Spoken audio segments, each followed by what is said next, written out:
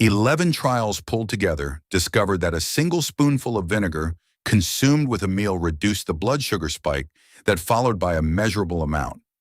This is not a folk claim, but an actual mean reduction across controlled studies. I had to sit with that number for a while because the first concrete thing the people of Sardinia have always done with vinegar is exactly that. They put a little of it on the food before they eat the food, and the body that follows that meal behaves differently than the body that skipped it. That is the first of the 11 uses, and it is the one with the most real science behind it. So I want to name it plainly, right at the top before we go anywhere else. By the end of this, I will walk you through all 11 things a Sardinian kitchen quietly does with a bottle of wine vinegar. I will explain which of them the evidence actually backs and which are simply old habits that the studies have not caught up with, and I will be honest with you each time about which is which. So stay with me and go grab a pen because there is a list in here worth keeping. Now consider the framing in the title regarding the pharmacy aisle. I do not mean there is a smoke-filled room of executives plotting against vinegar. What I mean is simpler and honestly more annoying. Walk down that aisle and you will find a shelf of products that promise to do at $20 or $30 a bottle what a $2 jug of vinegar has been doing in Mediterranean homes for centuries. Nobody is hiding the vinegar from you. It is just that nobody makes money reminding you it is already in your cupboard. That is the thing I kept running into as I followed this thread. When I started looking into the Sardinian relationship with vinegar, the obvious assumption was that it was about flavor and nothing more. A splash on the greens, a tang on the table. The data did not let me stop there. Sardinia is one of the 5 places on Earth mapped as a blue zone, a pocket where people reach 100 at rates the rest of us do not. The mountain province of Ogliastra, studied by the demographer Johnny Pess and his colleagues in the IKEA project, holds one of the densest clusters of male centenarians ever recorded. And vinegar threads through the daily life of that place in ways most of us have forgotten our own grandparents practiced. So I went looking for what was real underneath the habit. Here is the contrast that made me take it seriously. Adventists who eat meat live roughly like the rest of America. The Adventists in the Loma Linda study, who ate a plant-slanted diet with the kind of acid-dressed vegetables and beans that vinegar belongs to, live several years longer. Same religion, same town, same no-smoking culture. The Adventist health study followed around 96,000 people for exactly this reason. And the man behind much of it, Gary Fraser, calls that a natural experiment because it strips out the genetics excuse. Now drop the same lens on the Mediterranean. The Sardinian highland villages that kept the old acid and bean table held their longevity. The coastal towns that drifted toward modern processed food did not, even on the same island. 2 data sets, same people, different plates. That is what told me the vinegar habit was worth chasing rather than dismissing. There is a moment in the IKEA work that stuck with me, when Yanni Pess and Michel Poulain were mapping the longevity of Ogliastra. They did not start with a theory about what those old men ate. They drew the blue ink on the map first, village by village, where the centenarians actually clustered, and let the food and the habits explain themselves afterward. Pez has described the surprise of watching the densest cluster of male centenarians on record emerge from some of the poorest, most isolated mountain villages on the island. Not the wealthy coast, not the towns with the best doctors, but the herder's country where the food was plainest and the larder was built on what acid and time could preserve. That is the part that turned a hunch into a question for me. The longevity was richest exactly where the old preservation kitchen was strongest. I am not claiming the vinegar bottle made those men reach 100. I am saying it was standing on the table in the houses where they did. Picture the house those numbers came from. A herder in the Ogliastra Hills, 90-some years old, still walking out to his animals over ground that would wind a man half his age. The meal is plain. Dark bread, beans cooked the day before, bitter greens from the slope behind the house, and over those greens his own olive oil, and a splash from the vinegar bottle that has stood in that kitchen for as long as he can remember. Nobody told him it was medicine. His mother dressed the greens the same way. The acid was simply how food was made to taste like something and how it was made to keep. When the researchers came up those roads with their questionnaires, that bottle was on nearly every table. It was not the secret. It was just always there in the houses where men reach 100. So before we follow the science, one question for you, and I want you to actually hold your answer. Of all the things vinegar supposedly does for the body, which one do you think has the most solid evidence behind it? Is it the blood sugar, the weight, the digestion, or something else entirely? Keep your guess. We are going to check it against the studies in a few minutes, and I suspect it will surprise some of you. Let me follow the thread properly, starting with that first use, because it is the spine of everything. A meal with white bread or pasta or rice sends glucose into the blood in a rush. Vinegar taken with that meal blunts the rush. The systematic review that pooled 11 clinical trials, published in Diabetes Research and Clinical Practice, found vinegar significantly attenuated both the glucose and the insulin response after eating. The mechanism is not magic. Acetic acid, the sour part of vinegar, appears to slow how fast the stomach empties, interferes with the enzymes that break starch into sugar in the small intestine, and may help the muscles pull glucose out of the blood a little faster. 3 small breaks on the same wheel. I want to be precise here because precision is the whole point. This is an acute effect, meal by meal. It does not erase a bad diet. It softens the curve of a given meal. But for a person past 60, watching their blood sugar, softening that curve 3 times a day is not nothing. Let me sit on that mechanism for one more moment, because the more I read, the more it explained why timing matters so much. The reason a spoonful before the bread works and a spoonful at some random hour does less is that 2 of those 3 breaks only operate while food is moving through you. The slowed stomach emptying only matters if there is a meal in the stomach to slow.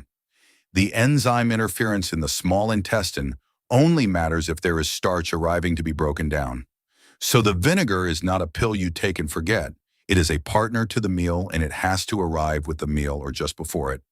The 3rd break in the muscle is the one researchers have studied most closely and where the effect stops being a guess and gets a name. In cell and animal studies, acetic acid appears to switch on an enzyme inside the muscle cell called AMP-activated protein kinase. Think of it as the cell's low-fuel sensor. It tells the muscle to move its glucose doorways, the GLUT4 transporters, up to the cell surface. And a muscle with more doorways open pulls sugar from the blood faster. The cleanest version of this has been shown in the lab in cells in rodents, and the effect in people is gentler than the petri dish makes it look, but it is the same direction. It lines up with the mealtime numbers, and it is no folklore. The Sardinians never had to be told this. The vinegar was already on the food. The dressing and the medicine were the same act. We are the ones who pulled them apart and then went looking centuries later for a supplement that would put them back together. That is one use.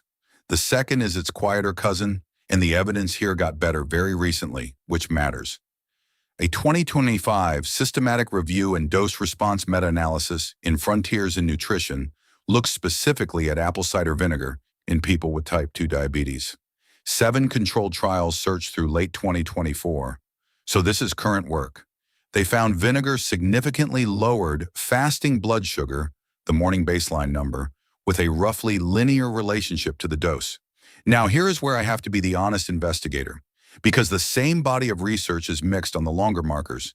The wider reviews of acetic acid found no reliable effect on hemoglobin A1C, the 3-month average, or on weight, or on cholesterol. So the picture is real but bounded. Vinegar is a mealtime tool and a fasting glucose nudge. It is not a treatment for diabetes, and anyone selling it as one has gone past what the data says. If you take medication for blood sugar, this is a conversation for your doctor, not a swap you make on your own. I will tell you something I got wrong, because the format demands honesty and because I think it matters. For a while I assumed vinegar was a genuine weight loss aid. That is the 3rd use people reach for, the spoonful in water to eat less. When I actually read the appetite research, a systematic review in the Translational Journal of the American College of Sports Medicine, it deflated. Short-term, with a solid meal, a real dose of vinegar did suppress appetite for a couple of hours and reduced how much people ate later in the day. But the longer studies found no lasting effect on appetite at all. and there was a detail the researchers were blunt about that I had not expected. Part of that appetite suppression may simply be mild nausea. The vinegar makes some people slightly queasy, and a queasy person eats less. That is not a health benefit you want to build a routine on. So I moved this one down my own list. It belongs on the list because the short-term effect is real, but I am not going to oversell it. Now move with me from the body to the kitchen counter because the next several uses are where vinegar earns its keep without any controversy at all. The fourth use is preservation, and this one is bedrock. Acetic acid is one of the oldest antimicrobial agents humans have. It drops the pH of food below the line where most spoilage bacteria and molds can survive. Pickling, which is just food held in an acid bath at a pH of around 4.6 or lower, is one of the most ancient preservation methods on Earth. And it works because the microbes that would rot the food simply cannot live in that environment. In a Sardinian household, before refrigerators, this was not a hobby. It was survival. Vegetables put up in vinegar in autumn were vegetables you ate in February.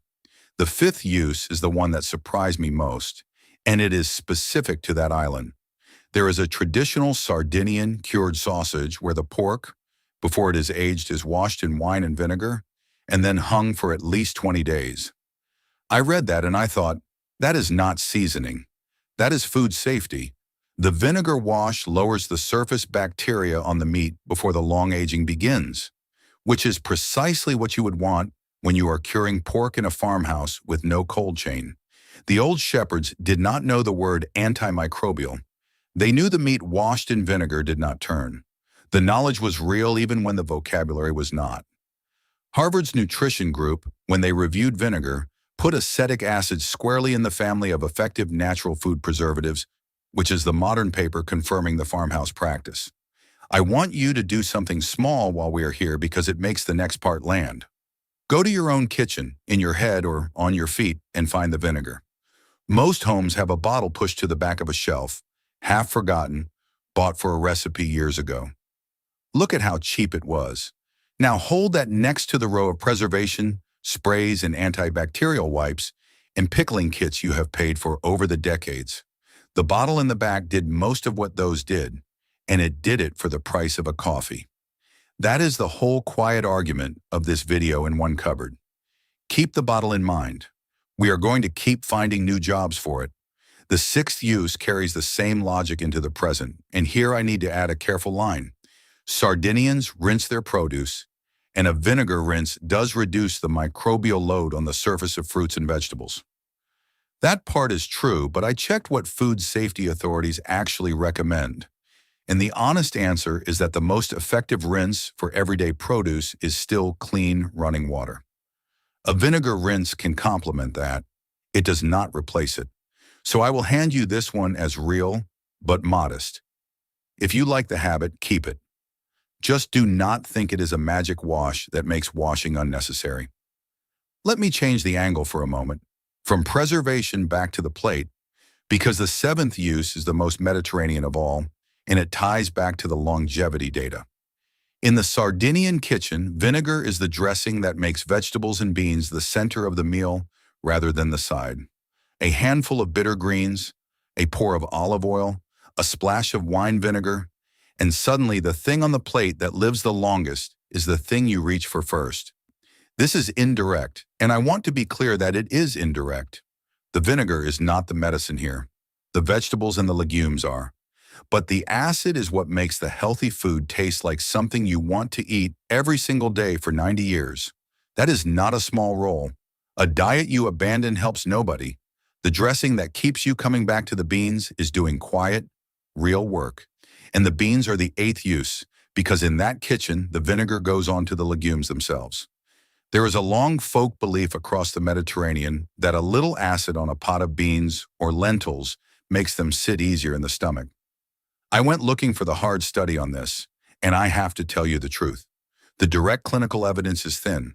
What we do know is that the acid environment and the blood sugar slowing effect both apply to a starchy bean meal the same as any other. So I will frame this one carefully. The digestion claim is largely traditional, passed hand to hand, not proven in a trial.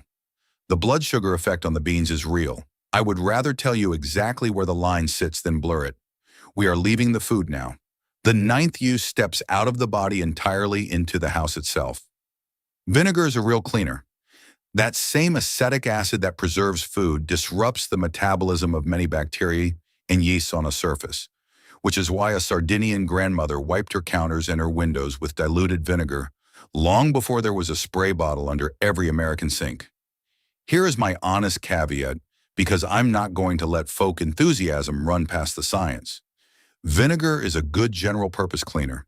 It is not a registered disinfectant for every dangerous germ, and it does not handle everything a hospital-grade product does. For ordinary kitchen and glass cleaning, it is cheap, it works, and it does not coat your home in synthetic fragrance. For that purpose, it earns its place. Just do not reach for it as your only line of defense against something serious.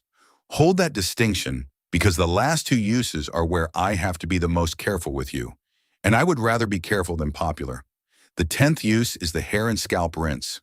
Across the Mediterranean, a diluted vinegar rinse was used to leave hair shining and to settle an itchy scalp. When I went to the research, the honest verdict is that this is anecdotal.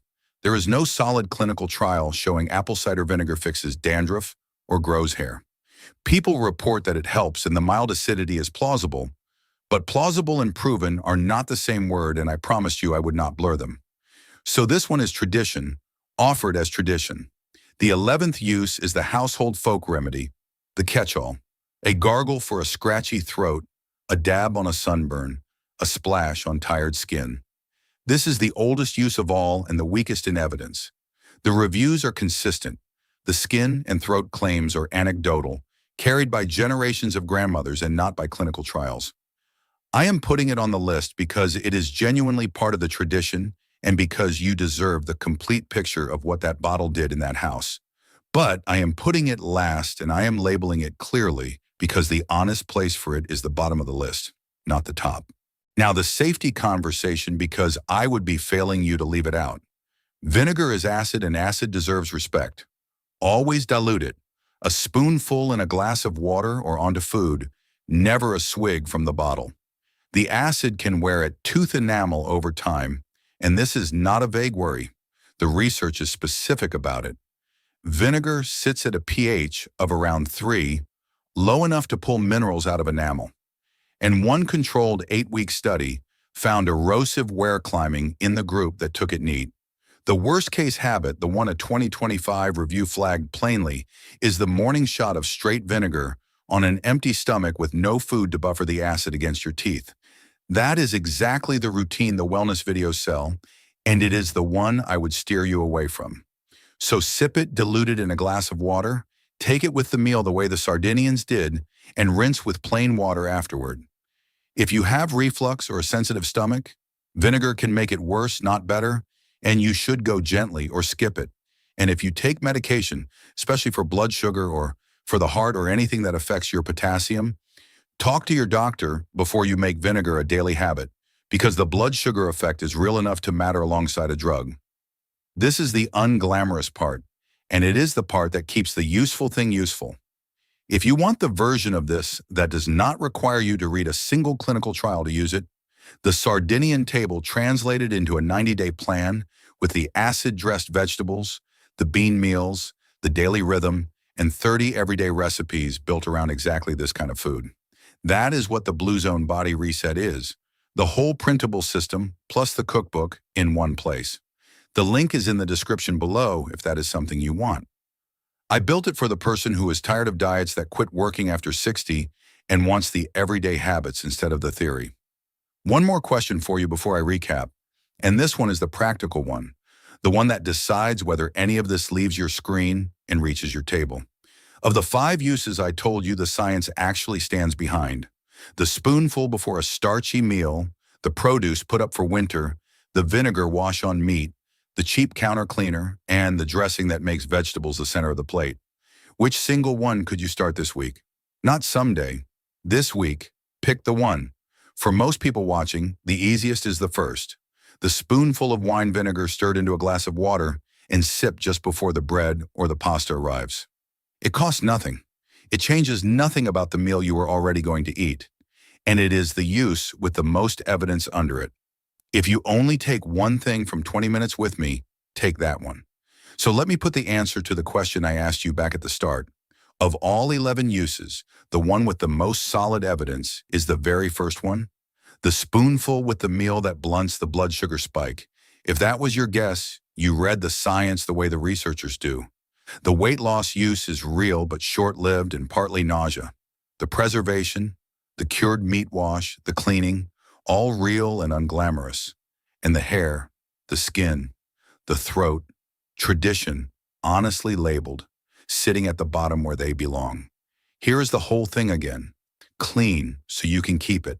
The spoonful with the meal for blood sugar, the fasting sugar nudge over time, the short-term appetite trim, the vegetables put up in vinegar for winter, the pork washed in wine and vinegar before the long cure, the produce rinse that helps but never replaces water, the dressing that makes the beans and greens the heart of the plate, the acid on the legumes that mostly carries the blood sugar effect, the counter and the windows wiped clean, the old hair rinse and the grandmother's gargle for a scratchy throat.